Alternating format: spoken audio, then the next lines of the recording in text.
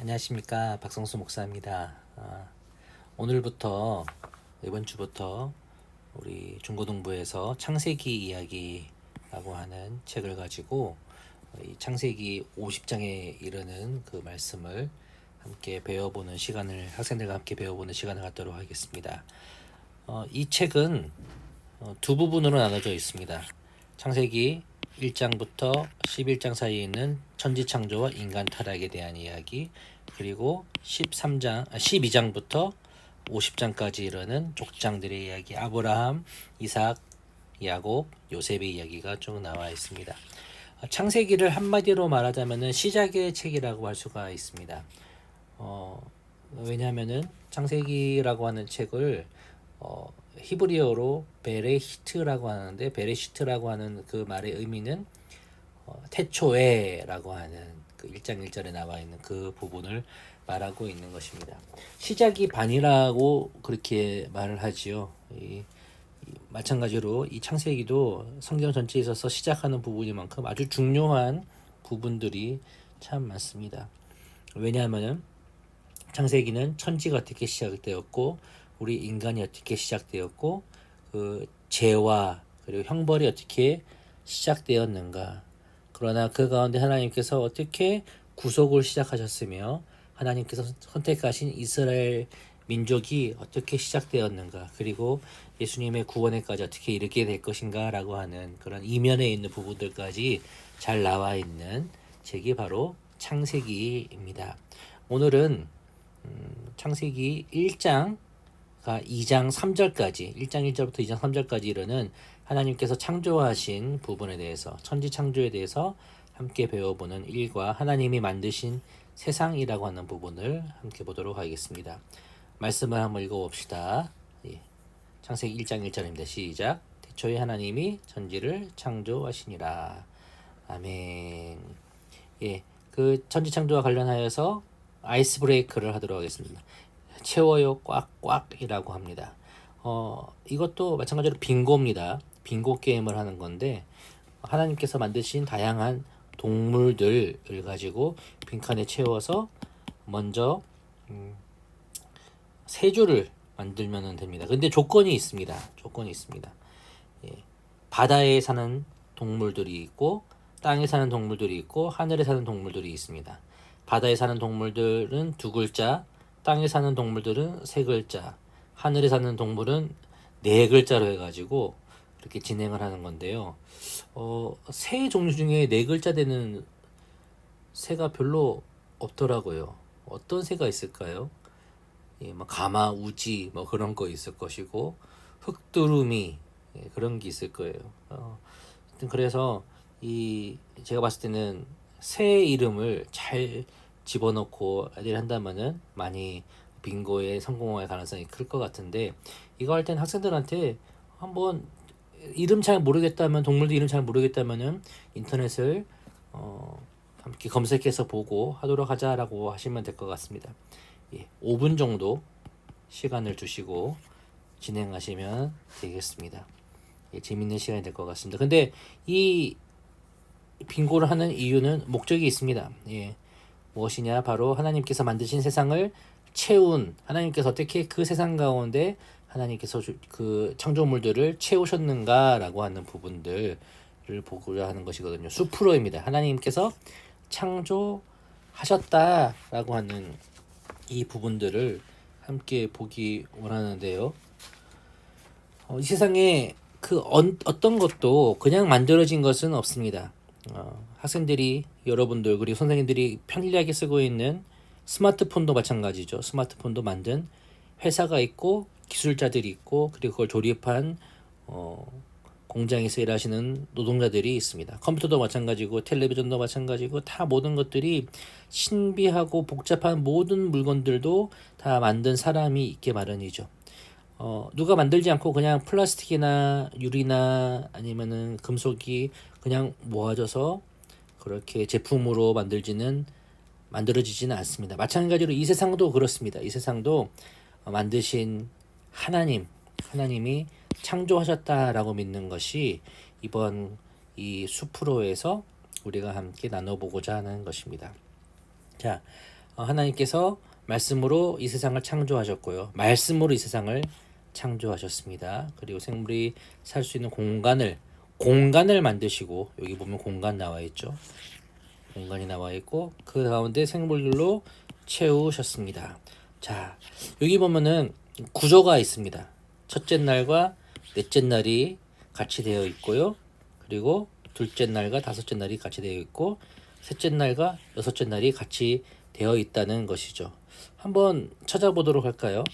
창세기 1장 3절부터 5절을 보면 이렇게 얘기합니다. 하나님이 이르시되 빛이 있으라 하시니 빛이 있었고 빛이 하나님이 보시기에 좋았더라.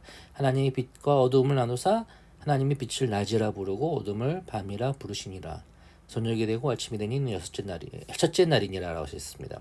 빛을 만드시고 그 시간을 또 만드시고 또 밤과 낮을 만드신 하나님이 그 공간들, 빛과 어둠과 시간과 공간 가운데 채우신 것들이 바로 1장 16절에 나와 있는데 1장 16절은 이렇게 말합니다. 하나님께서 두 큰 광명체를 만드사 큰 광명체로 낮을 주관하게 하시고 작은 광명체로 밤을 주관하게 하시며 또 별을 만들고 라고 말하고 있죠. 예, 뭡니까? 큰 광명체로 낮을 주관하게 하셨다. 예, 바로 여기 첫째 날에 만들었던 그 낮, 그리고 작은 광명체로 어떻게 하셨다? 첫 번째 날에 만드셨던 그 밤을 주관하게 하셨다. 또 많은 별들을 만드셨다라고 그렇게 이야기합니다. 큰 광명체는 태양이고 작은 광명체는 달입니다. 네, 하나님께서 그것들을 만드시고 그 공간 가운데 그 전체들을 채우셨다라고 하는 것이 첫째 날과 넷째 날에 이어지는 것입니다. 둘째 날과 다섯째 날은 어떻게 이어질까요? 둘째 날은 이렇게 말합니다. 6절부터 8절까지인데 하나님께서 이르시되 물 가운데 공창이 있어 물과 물로 나누이라 하시고 하나님이 공창을 만드사 공창 아래의 물과 공창 위의 물로 나누게 하시니 그대로 되니라. 하나님이 공창을 하느니라 부르니라. 저녁이 되고 아침이 되니 이는 첫째 날이니라. 자, 공창 하늘, 공창, 그리고 그뿐만 아니라 물을 만드셨던 것이죠. 물과 공창 아래의 물과 공창 위의 물, 하늘과 바다를 만드셨다. 근데 다섯째 날에 어떻게 하셨다? 21절로 보시면은 하나님이 큰 바다 동물들, 짐승들과 물에서 번성하는 모든 생물 그 종류대로 날개 있는 모든 새를 그 종류대로 창조하시니 하나님이 보시기에 좋았더라라고 합니다. 예, 바다 생물들을 만드셔서 나뉘어진 공창 아래의 물 바다에 채우셨고 그리고 새들 및 날아다니는 날짐승들을 만드셔서 하늘에 두셨다라고 채우셨다라고 말하고 있습니다. 자, 셋째 날을 봅시다. 셋째 날과 여섯째 날을 보시면은 셋째 날은 9절부터 13절까지 제가 읽어보겠습니다. 하나님이 이르시되 천하의 물이 한 곳으로 모이고 묻이 드러나라 하시니 그대로 되니라. 하나님이 묻을 땅이라 부르시고 모인 물을 바다라 부르시니 하나님이 보시기에 좋았더라. 하나님이 이르시되 땅은 풀과 씨 맺는 채소와 각기 종류대로 씨 가진 열매 맺는 나무를 내라 하시니 그대로 되어 땅이 풀과 각기 종류대로 씨 맺는 채소와 각기 종류대로 씨 가진 열매 맺는 나무를 내니 하나님이 보시기에 좋았더라. 저녁이 되고 아침이 되니 셋째 날이니라. 자, 바다와 땅을 만드셨죠. 여기 보면은 이 두 번째 날에는 하늘과 그리고 땅, 공창의 물을 나누시고 그 공창 아래에 있는 물을 또 나누셔서 묻이 드러나게 하셔서 바다와 땅이 만들게 하시고 그 땅 위에 그리고 바다에도 식물을 만드셨고요. 여섯째 날에는 25절 26절을 한번 읽어보겠습니다. 하나님이 땅의 짐승을 그 종류대로 가축을 그 종류대로 땅에 기는 모든 것을 그 종류대로 만드시니 하나님이 보시기 좋았더라.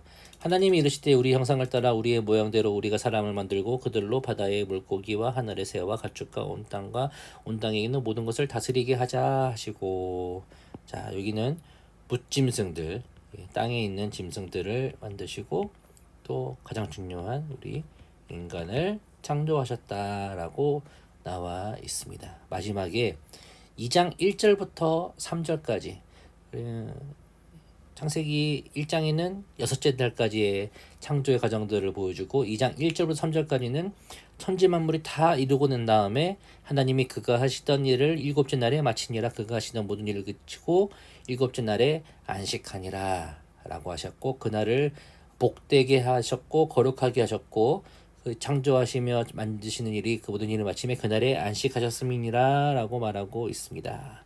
자, 보셨다시피 첫째 날, 둘째 날, 셋째 날은 그 넷째 날, 다섯째, 여섯째 날과 병렬적으로 이어지고 있는 그런 구조를 보여줍니다. 그렇기 때문에 우리는 이렇게 볼 수가 있어요. 만약 첫째 날, 둘째 날, 셋째 날이 없었다면은 4, 5, 6일은 어떻게 되었을까요? 라고 하는 그 질문에 대해서 이렇게 말할 수가 있습니다.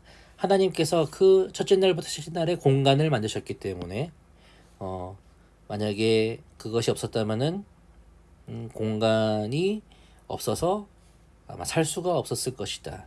하나님이 만드신 공간에 창조물들이 복되게 살아간다. 반대로 없었다면은 그렇게 살 수 없었을 것이다. 할 수 있을 것입니다. 시간과 공간을 창조하시고 그리고 그 가운데 우리에게 생명을 주시는 하나님이시다. 그 하나님이 이 세상을 보시고 창조하신 다음에 이렇게 표현하셨다라고 합니다. 창세기 1장 31절을 보면 이렇게 얘기하고 있죠. 하나님이 지으신 그 모든 것을 보시기에 참 좋았더라. 보시기에 심히 좋았더라. 보시기에 심히 엄청 좋았더라. 저녁이 되고 아침이 되니 여섯째 날이니라. 다른 날에는 심히라고 하는 말이 그냥 보시기에 좋았다라고 하는데, 심히라고 하는 말이 여섯째 날에 붙어 있는 그 이유는 바로 하나님의 형상을 따라 지어진 인간이 그날 창조되었기 때문입니다. 하나님께서 세상을 아름답게 창조하시고 그 중에 우리 인간에게 가장 큰 중요한 의미를 부여하셨다라고 하는 것, 세상이 말하는 진화론에서는 그것들을 보여주지 않습니다. 이 진화론은 더 정확히 말하자면은 진화주의라고 하는 것이 더 좋다고 저는 봅니다. 진화주의. 하나님을 배제합니다. 그리고 이 세상을 그냥 아예 무목적적인 헛된 것이라 라고 이렇게 말을 합니다. 그러나 우리는 무엇을 믿습니까? 하나님의 창조를 믿습니다. 그 하나님의 창조에 대해서 성경은 아주 복잡하게 아주 과학적으로 말하지 않습니다. 그런데 딱 한 가지 그 중요한 신앙 고백을 보여주는 것은 무엇이냐면은 바로 하나님께서 이 세상을 목적을 가지고 창조하셨고 복되게 창조하셨고 그 가운데 하나님께서 주관하시고 그 모든 것들을 다스리신다라고 하는 것을 우리는 믿습니다. 그래서 저는 단지 이것들을 창조 과학이라고 하는 어떤 과학의 잣대로 이렇게 그것을 증명하려고 하는 시도가 어떻게 보면은 참 아주 옳지만은 않다라고 생각을 합니다. 그래서 창조 과학이 아닌 창조 신앙, 하나님을 믿는, 창조하신 하나님을 믿는 믿음이라고 하는 그런 것으로 우리가 좀 더 생각했으면은 좋겠습니다. 자, 나무로로 넘어가 보겠습니다. 나무로에서 우리가 볼 것은 위대하신 하나님, 창조하신, 아까 제가 방금 전에 말씀하셨던 창조하신 하나님의 그 지혜와 능력과 영광과 능력을 함께 보고자 하는 것이죠. 한번 읽어볼게요. 하나님은 이 세상을 아름답고 완벽하게 창조하신 분이십니다. 웨스터민스터 신앙고백서, 좀 생소한 게 나왔습니다. 웨스터민스터 신앙고백서 17세기에 영국에서 개혁 신앙을 가진 분들이 함께 모여서 아주 오랜 기간 동안 이 성경을 연구하고, 그래서 우리 믿음의 기준을 가지고 이 믿음을 정립해 나가자. 개혁 종교 개혁이 일어난 이후에 우리가 무엇을 믿고 어떻게 살아가야 될 것인지에 대해서 하는 것이 그렇게 정리된 것이 웨스트민스터 신앙 고백서, 또 우리가 잘 알고 있는 웨스트민스터 소요리 문답, 데우리 문답과 같은 여러 가지 그런 신앙 서적들이 있습니다. 그 중에 신앙 고백서 제4장은 창조의 목적을 잘 설명하고 있는데 제시어가 있습니다. 지혜, 창조, 영광, 능력이 있습니다. 이것을 한번 빈칸에 넣어보는 것입니다. 한번 학생들한테 이거 보고 한번 해보라 하셔도 되겠습니다. 성부, 성자, 성령 하나님께서 자기의 영원한 무엇과 여기 들어갈 말은 바로 능력이죠. 영원한 능력과 그리고 지혜와 선하심의 영광을, 하나님의 선하심 영광을 나타내시기 위해서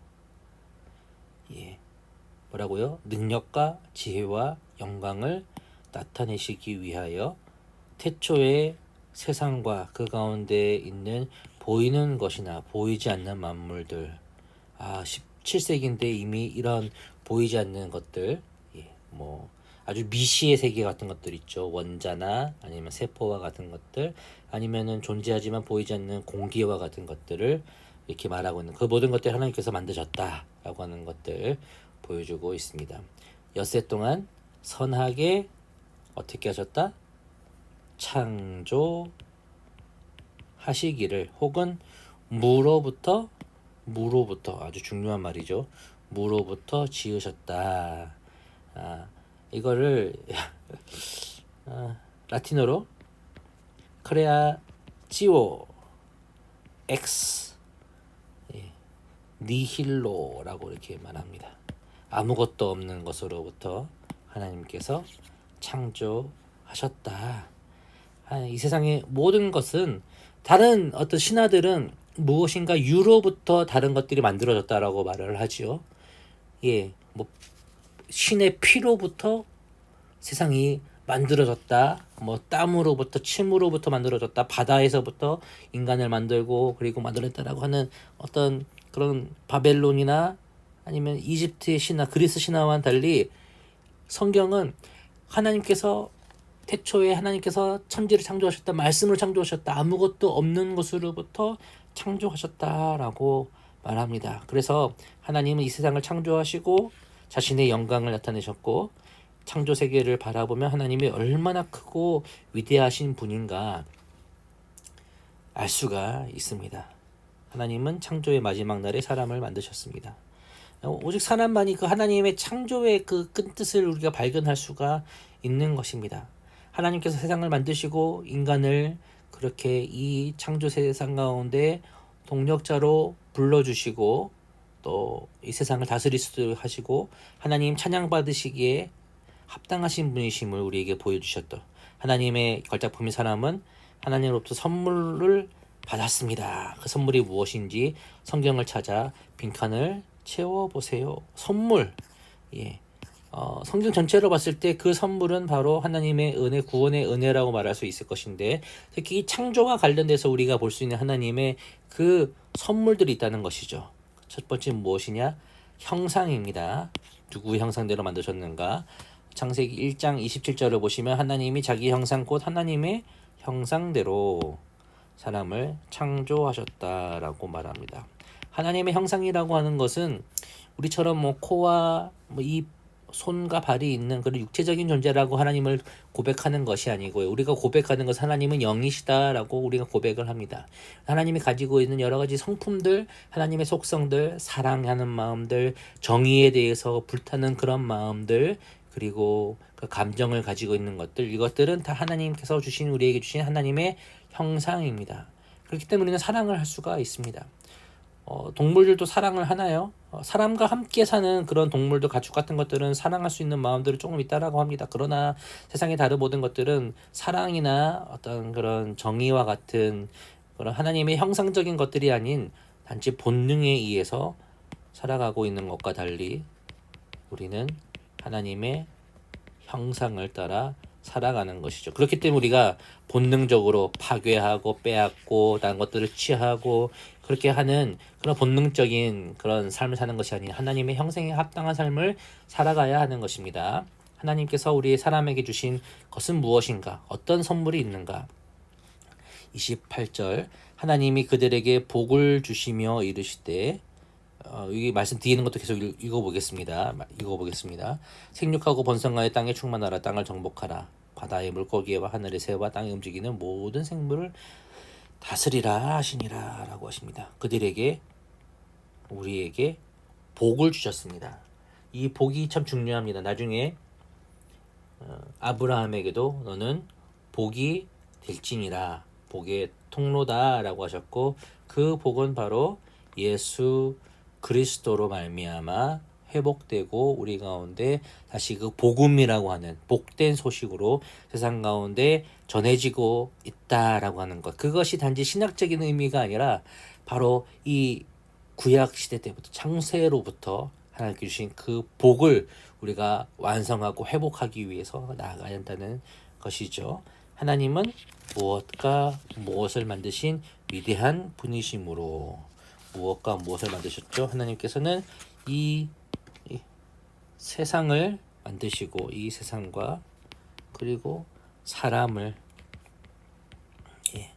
다른 말로 하면은 나라고 할 수 있습니다. 위대한 분이시기 때문에 우리가 믿고 의뢰할 수가 있다라고 하는 것입니다. 자, 우리 주 예수 하나님이 이 세상을 만드신 것이 세상 가운데 다 증거되어 나타납니다. 그리고 하나님께서 이 세상을 선하게 창조하셨습니다. 선하게 창조하셨습니다. 우리 다음 과에 보겠지만은 선하게 만든 세상이 타락하고 부패하였습니다. 하나님께서 이 세상을 없앤 것이 아니라 이 세상을 사랑하사 독생자를 주셨고 구원의 길로 우리를 인도하셨다라고 하는 것을 우리가 감사함으로 받아들이고 학생들에게 나눠줬으면 좋겠습니다. 그렇기 때문에 우리가 살면서 이렇게 느낄 수 있는 여러 가지 안타까운 것들이 있죠. 죄 때문에, 타락 때문에 그 비참함에 우리에게 돌아오는 것들. 그래서 이 밑에 보면은 이 친구들의 모습이 나옵니다. 아무도 나를 사랑하지 않아.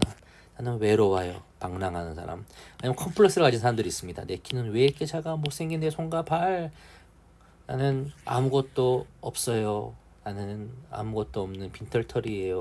하는 사람에게 하나님께서 이 세상을 만드셨고 우리를 가장 아름답게 만드셨다라고 하는, 우리에게 또 복을 주셨다라고 하는 것을 가지고 한 학생들이 어떻게 조언을 할 수 있을 것인가 한번 학생들 나눠봤으면 좋겠습니다. 자, 이 친구에게는 어떻게 나눌 수가 있겠습니까? 이 세상에 아무도 없어. 나를 사랑하지 않아. 아니야. 너를 사랑하시고 너를 보시고 가장 보기에 좋다. 참으로 참 좋더라. 좋다. 라고 하시는 분이 계셔. 그분은 바로 하나님이시다 라고 말을 할 수가 있을 것입니다. 아니에요. 당신은 방랑자형이 아니에요. 당신은 하나님과 함께한 하나님의 사랑을 받는 사람이에요. 두 번째, 내 키는 왜 이렇게 작아? 못생긴 내 손과 발. 이런 친구에게 당신은 하나님의 걸작품이에요. 비록 외모는 좀 그럴지 모르지만은 당신의 내면에는 아름다움이 있어요. 키는 작아도 당신의 큰 마음을 가지고 이 세상을 복으로 복의 통로가 될 수 있어요 라고 말할 수가 있을 것 같습니다. 나는 아무것도 없어 라고 하는 분에게 이 세상을 창조하시고 다스리시는 모든 것을 소유하신 하나님이 당신의 아버지입니다. 아들은 아버지의 유산을 받습니다. 이 세상 모든 것이 하나님 안에서 당신의 것입니다. 라고 말할 수 있을 것 같습니다. 자, 이렇게 나누시고 하나님의 아름다운 그 세상, 이 우리에게 주신 아름다운 것들, 복된 것들을 함께 성대가 나누시며 하나님이 만드신 이 세상에 대해서 함께 공부하고 또 은혜 받을 수 있는 시간 될 수 있기를 간절히 소원합니다. 감사합니다. 수고하셨습니다.